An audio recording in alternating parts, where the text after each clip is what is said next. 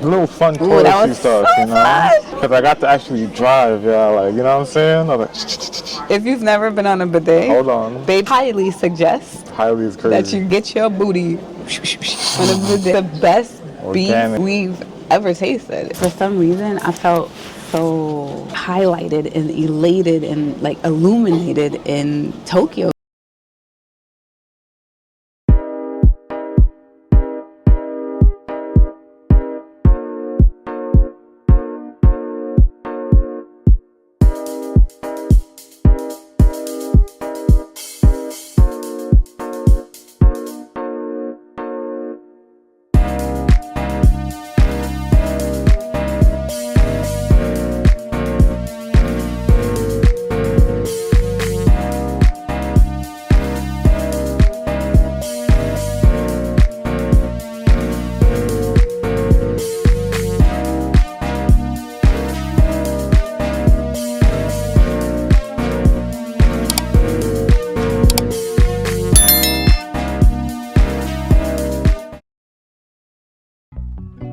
So I guess this will be our recap. It may not be the official one because we're in the airport. It'll probably be the official one. We got a busy few days coming up. Yeah. But when we get back home, it's going to be time to go to sleep and then time to wake up in a few hours. So let's get into it. You want to just go like by your favorite, least favorite, or you want to just talk about the flow? Let's talk about everything. We arrived in Tokyo and the first thing I noticed was like how clean it was. That's one thing I noticed, and then the people were really nice, you know. There's times where we had to figure out how to get from point A to B to C to D, especially on the train. We would just walk and ask somebody and they would stop what they was doing completely and just actually help us out. And not just basic level help. We do have Uber out there, but we took mostly like the metered cabs. Uber might have been cheaper actually. Yeah, not for sure. A little apprehensive actually about the interactions it was going to be with Japanese people because of my experiences in other Asian countries. So I was a little like nervous of how it's going to be because I've had not so great experiences before. So I was wondering how it was going to be. It was great. Yeah. Everybody that we interacted with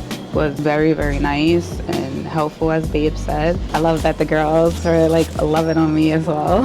And we saw some good fashions, not as much as I thought we would. I thought I was gonna see some out of the box crazy style and stuff like that, and I didn't see much of that. I feel like the most we saw was when we went to Dover Street Market. A lot of people in Dover Street, for sure. I went back and forth about this in my head about if I could see myself moving there, and I went back and forth because for some reason I felt so highlighted and elated and like illuminated. I felt so beautiful. This is a great feeling, but I have this kind of feeling living here all the time. I felt good, I felt bright, I felt illuminated, I felt beautiful every moment there.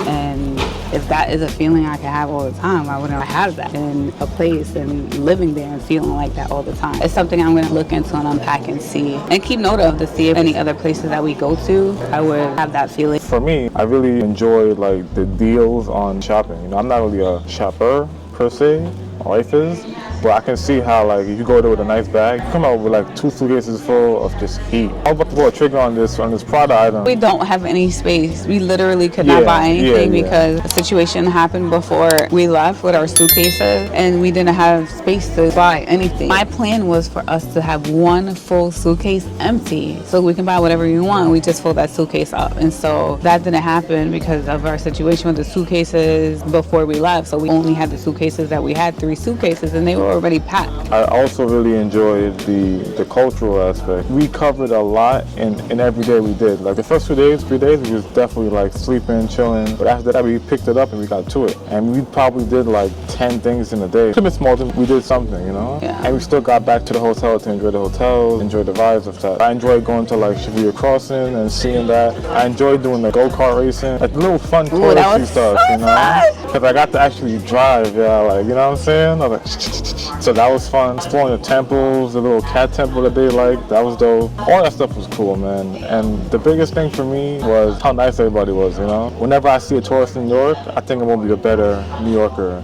and show them some love and some grace. I enjoyed the fact that they also are very friendly to English speakers throughout the entire country. So everywhere we visited, Cup Noodles Museum, they had English there. English was like their second language almost. They really like showed love to English speakers. So in countries outside of the United States, they have their native language and the secondary language. Usually they're teaching their students is English. Right. It's only here in America that we only learn English, and then you can possibly take another language. In other countries, it's native language, and then in school, it's like almost like a priority to learn English. They know the value in being bilingual. like you go into like a random store and you would say konnichiwa, they would kind of like look at you and say, all right, maybe that konnichiwa wasn't really konnichiwayan, so I know he speak English first, and they'll say, yeah, how may I help you? I appreciated that most people led with Japanese. Even though you can clearly see we're not Japanese, they led with it instead of assuming that we did not know the language. Right. I think that's one of my top things. They didn't have a bias of, oh, they don't look like they speak the language, so they automatically assume that we don't, because we very much be fluent in Japanese. At the end, you know, we said arigato, or we say, huh. Hi. Hey, Hey. to me it's And he's like like, certainly, certainly. or I got you, understand. He was saying Obviously. hey, and they was laughing at us, They was but laughing, because like, we was overdoing they knew it, it, but they knew but we they was knew we was trying. trying to, yeah. I loved the Mario Kart, and I thought that I wasn't gonna enjoy it as much because although I used to love driving fast, I don't really like driving fast. Now, those things go fast.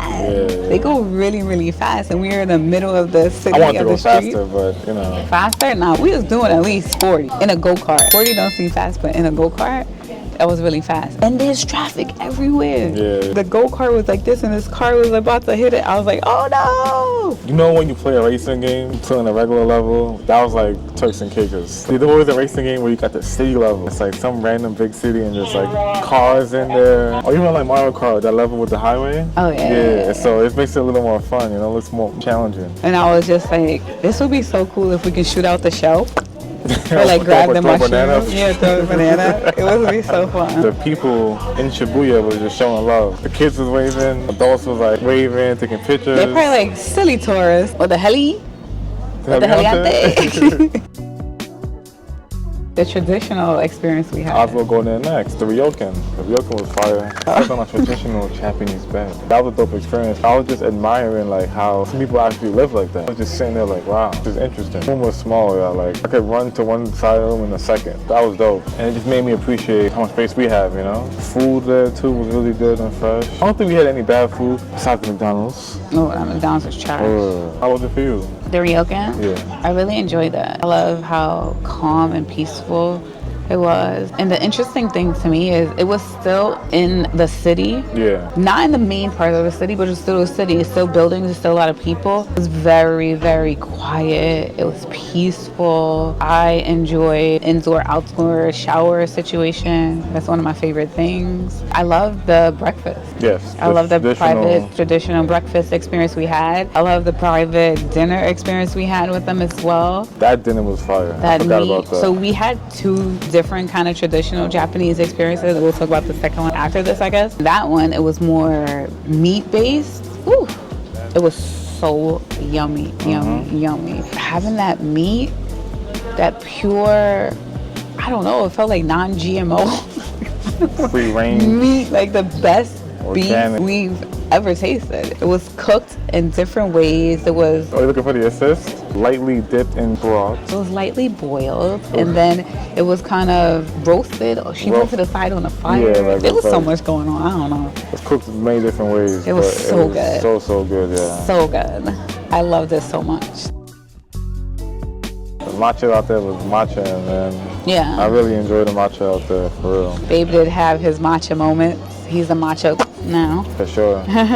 He's been drinking matcha. Before it was cool, yeah. I introduced him to matcha. Alright, and we can talk about the secondary culinary experience. The Mitchy Mitch. The Mitchy Mitch, Money Mitch, Money Making Mitch. That was dope. Thank you for that, baby. I appreciate it. Of course. With the thing.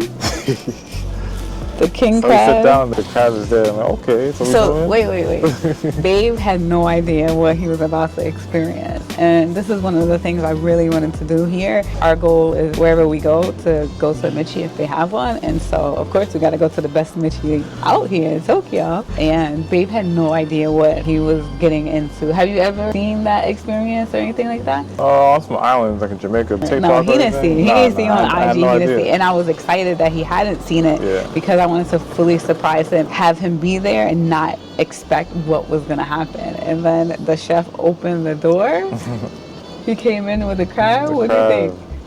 I said, okay, so what we doing? You knew like it was about to go down? But I didn't know he was going to like come up in front of us. Yes, that was so. But it's crazy too, because that was also very tasty as well. Oh, it was so yeah, it was so good. When I eat crab, I want to dip my crab in butter, lather it up, because it adds to the taste. This crab was just so sweet on its own. To kind of switch it up with the chef, suggested, but you could just eat that crab right out. It was so good. That was fire, yeah. One day we're gonna take you, TT. One day you would really love it. The dessert was good. The mackerel, mackerel tempura, that was so good. The smaller crab. The crab croquette.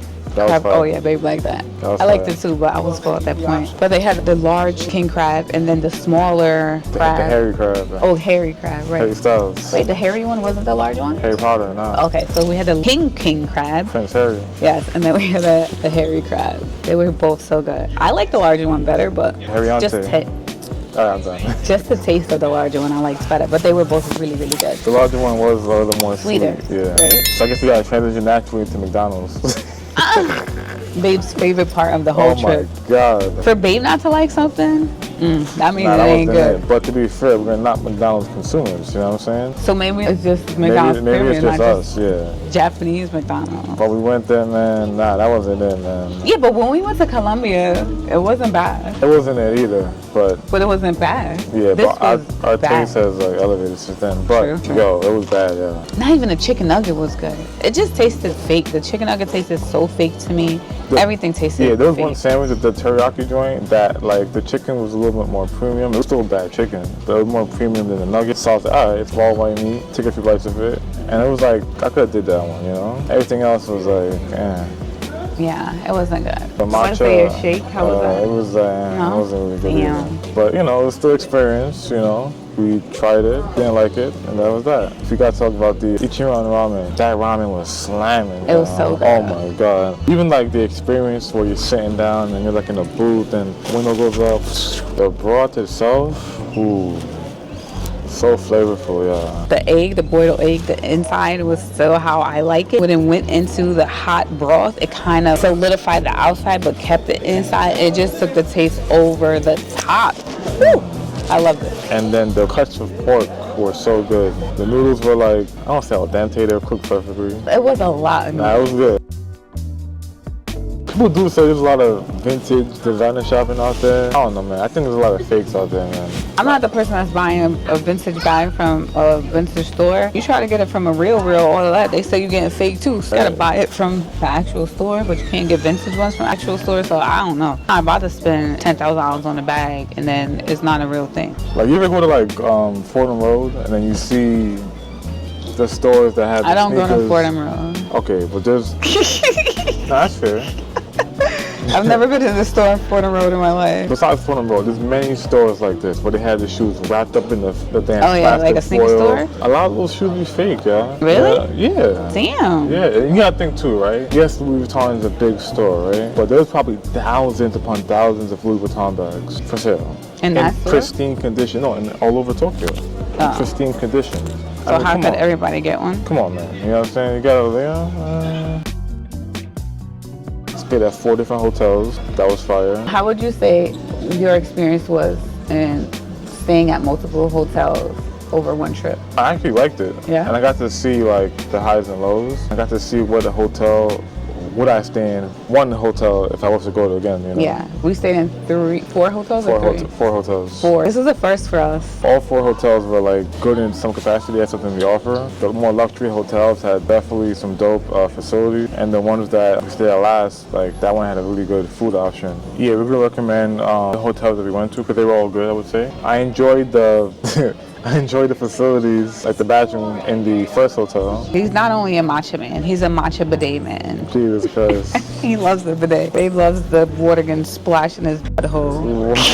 What? If you've never been on a bidet, Hold on. they highly suggest Highly is crazy. that you get your booty in a bidet.